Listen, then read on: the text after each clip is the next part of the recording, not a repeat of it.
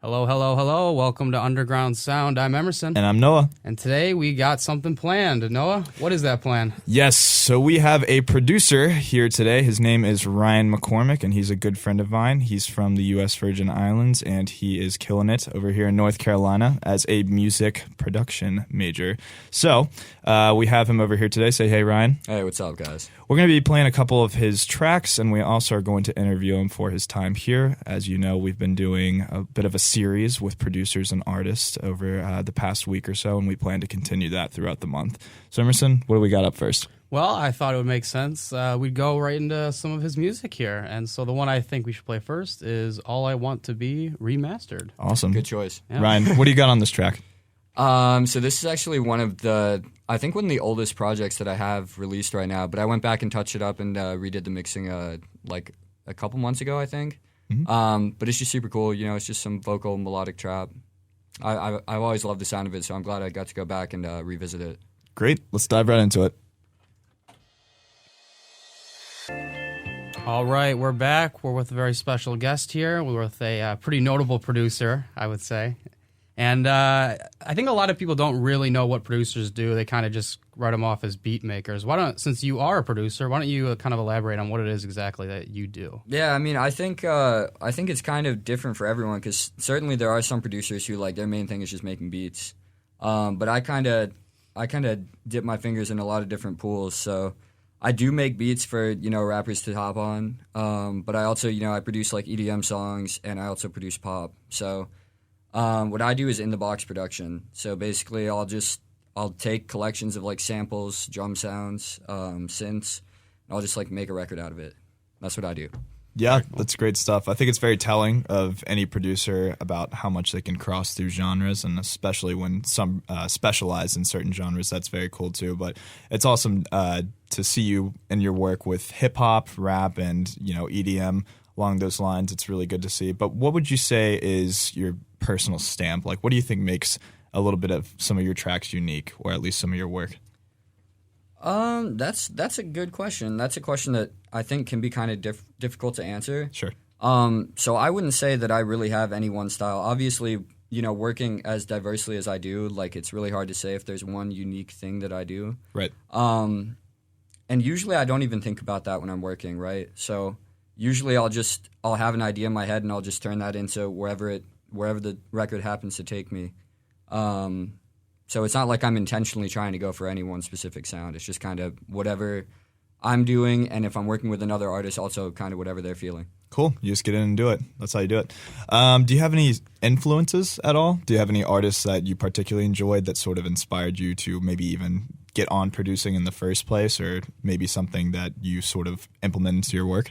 Yeah, so I would say the two biggest producers that really got me into production originally was Skrillex and Deadmau5. Some dubstep. Yeah, I was gonna say that definitely fits from what I've heard of your tracks. Yeah, That I was a definitely heavy bass head back in the day for sure. But those two guys specifically were just a huge inspiration to me when I first started.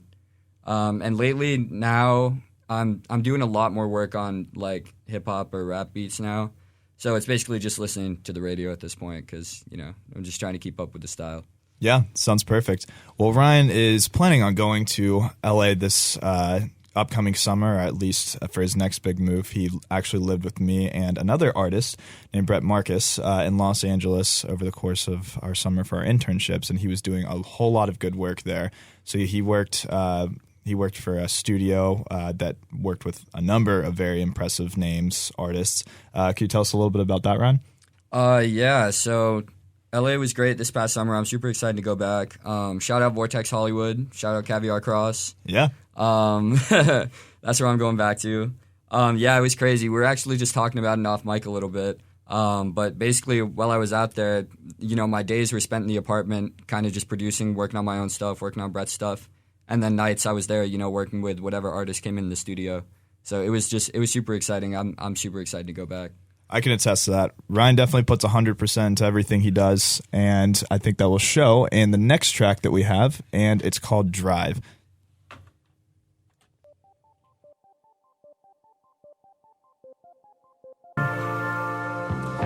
All right, so we're back, and we have our upcoming track is by an artist named Brett Marcus, but Ryan himself has the producer creds on this one. He took this on as a project when he was in Los Angeles, living with both Brett and I, and he did a really good job on this one. Brett's gone on to advertise this heavily, and he released it how many months ago?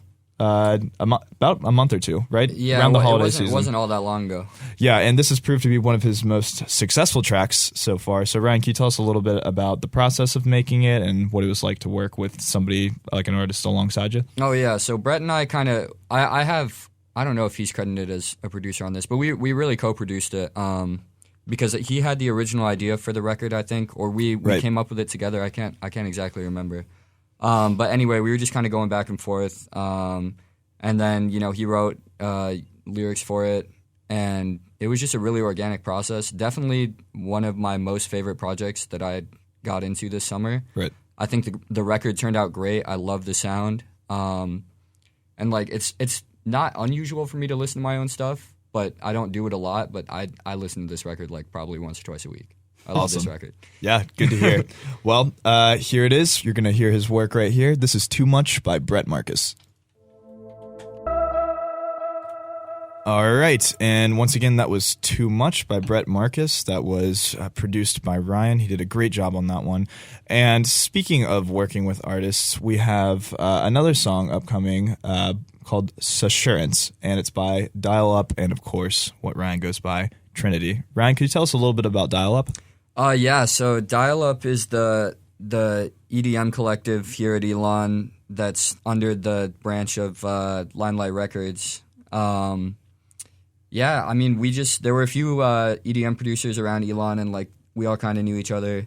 And one day, Erica Swinney, if you know, I'm not sure if you know her. Heard the name. Yeah. So anyway, Erica, she has a real passion for managing artists, and she kind of just pulled all of us together, and she was like, "You want to do this project where we basically make EDM music and put out an album or two?" And we were all like, "Yeah, it sounds great." So that's where this came out of. It was super fun to work with. Unfortunately, Erica's graduated now, so I don't know if we'll see any more music from Dial Up anytime soon. But it'd be cool if we could get the gang back together. Well, fair enough. We have a rare track right here then. So here is Assurance by Dial Up and Trinity. All right. Hello. We are back once again, and we have a very special track coming up. It's by Porter Robinson. And Ryan, we're just kind of moving into influences mode here. We were talking to Ryan a little bit, and he was mentioning some of his favorite artists, especially the ones he's respected, and some of the stuff he likes to put a little bit of a stamp on in his work. So tell us more about Porter Robinson and what the song means to you. Yeah, so less so the song, more so the album. This is my favorite album of all time. Obviously, the production on it is great. Everything about it is beautiful technically. But I just think it's really cool to be able to have a concept album in, the genre of EDM. That's something that has always really impressed me about this album. And actually, fun fact about this, every time I fly, I listen to the whole album at least once. Really? Oh, that's so every cool. single time. That's so cool. So do you think you'd like to maybe make a conceptual album like this one day? Or It's something I've been thinking about for a while. I've started it a couple times now. It's never really seems to get off the ground, but we'll get there. We'll get there. I'm What's confident. that process look like when you're trying to create an album kind of from scratch like that? So I can't speak to anyone else's process, but for me, what it looks like is coming up with a cool idea of how I can tell a story through a genre that usually doesn't have words or doesn't necessarily have to have words. Mm-hmm. And so it comes from that, and then it's also comes from the music theory courses I've taken here at Elon have taught me a lot about using melody, harmony, rhythmic elements, textual elements to be able to better tell those stories. And that's something that's always really interested me, which is why I want to do it.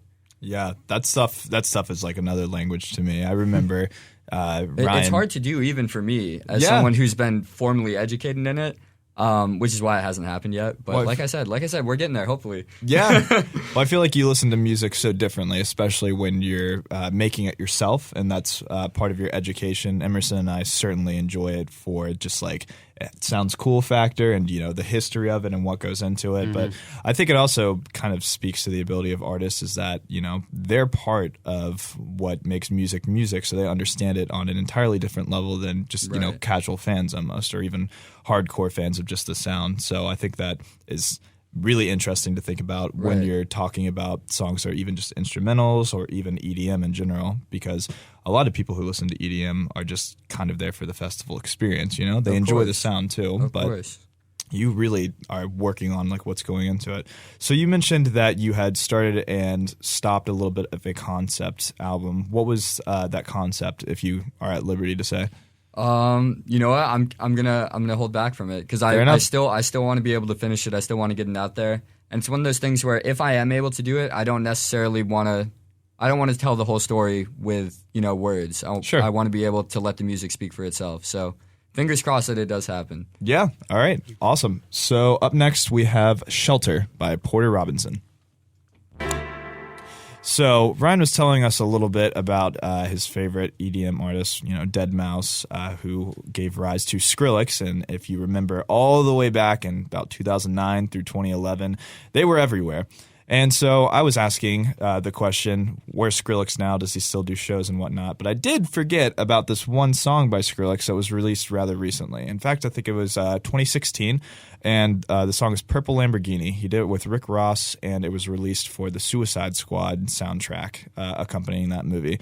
It was actually the biggest hit off that record, if I'm not mistaken, besides the ones with, what was that band that did... 21 Pilots. Yeah, 21 Pilots. 21 Pilots. This one actually got a lot of traction, and I think it has over 100 million views on YouTube. So it had a lot of popularity, so I think that proves, if anything, that Skrillex is still known and he's still kicking. So here's Purple Lamborghini. All right, that was Lil Uzi Vert, EXO Tour Life. We went from some more electric EDM into a little more rap, and you mentioned on starting out more in the electric area and going into rap a bit and trying to go back into EDM. Is that more of a transition just for personal preferences, or is that kind of where the demand's at? Yeah, no, it definitely was mostly just for personal preference, but it's convenient that that's where the demand is shifted to, right? Yeah, absolutely. Yeah, so it's not to say that I don't produce EDM anymore. I definitely do. I'm always working on something in every one of the genres that I work in, So I'm working on 2 or 3 pop songs right now. Working on, I think, just one EDM song, and then I make beats like almost every day. So awesome. Yeah, cool, very cool. So where do you put your beats? For now, nowhere.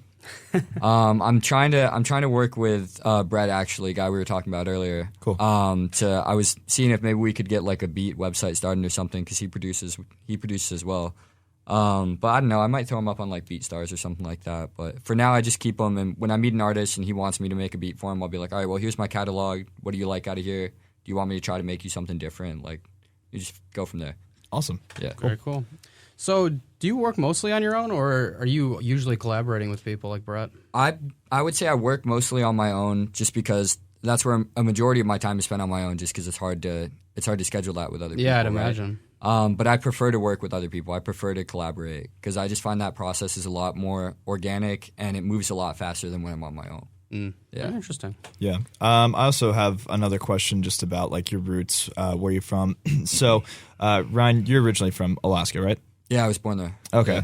And you've lived in the Virgin Islands for most of your life up until college, at least. Yeah, that's still technically home base, but I moved there when I was 4, so 14 years until I came up to Elon. Yeah, so in terms of just like the music scene there, I feel like a lot of people would have different stereotypes about it, or just like whole island life. Like, how did like that whole setting influence some of your music tastes, and like what's some of the more popular stuff to listen to there? So it kind of depends where you're at and like what social circle that you're talking about, right? Sure. So there's kind of a weird dynamic on the island where, especially when I was growing up, we had this oil company who brought in a bunch of workers from Texas. So at that period of time, there was a lot of country music there. Interesting. Yeah, and then there was also obviously like soca super popular down there. Okay. Reggae super popular. It's kind of like a real mix between a bunch of different stuff. I don't know where I pulled out EDM from all of that. I really don't know how I got there. Well, it seems like you were just introduced to everything, and you found the one thing you didn't hear. yeah, exactly. Maybe there was just a vacuum there, and I needed to fill it with EDM. There you go. Well, that's really cool. It seems interesting that, over the course of time, like just influences of different music came to you and just where you lived. And I find that having grown up in North Carolina, a lot of it was either country, and then rap really only came to fruition here, I'd say, like in the last 5-6 years. Otherwise, it was mainly pop and, Yeah, pop. I remember pop being huge for a while growing up, and I remember when rock was big. That was a little while ago. Yeah, I remember when rock was young. It was a long time ago. But over the course of time, rap has sort of taken the forefront over rock. And I think there was a statistic about that. In 2017, it was the first time that hip-hop had completely overtaken rock as a genre, I think, in terms of sales and right. just pure listenership. So it's cool that music just changes over time and it just becomes fluid as it goes on. So up next, we have a song from a favorite artist of Emerson and I, Vince Staples. This is called Sheet Music, Episode 2. All right, so we were talking with a producer. We were talking producers, so I thought we'd just go into a song called F the World Freestyle by Bishop Nehru, produced by DJ Premier, one of the best producers out there. All right, well, sadly, we are running out of time, so we're going to have to start closing it up. But where can people find you and your music? So I'm on Spotify as Trinity, but it's super hard to find that. So just look me up on Instagram. My handle is Trinity Does Music. And there's a link tree there and everything. So go check my stuff out if you liked anything you heard today. Once again, Ryan McCormick is Trinity, and he goes under Trinity Does Music on Instagram. So look for him on Spotify or any major streaming platform. Are you on Apple Music too? Of course. Great. Look for him on any major streaming platform, and he'll be coming up.